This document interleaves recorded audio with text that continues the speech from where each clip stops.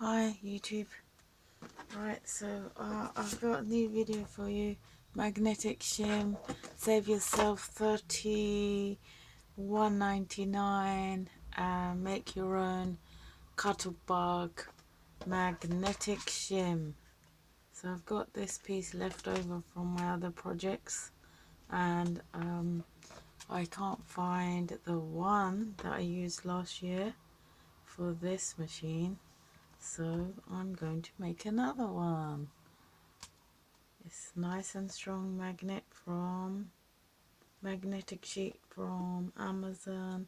I'm gonna have slightly smaller than the actual machine, slightly narrower with sharp long bladed scissors. Cut nice and slowly along, and voila! Within a few seconds you've got yourself fridge magnet size magnets, and you have got yourself a magnetic shim. Ta-da! And you've saved $31.99. And now I'm going to put it to use, working order for you, so you can see how good it is. 1 second.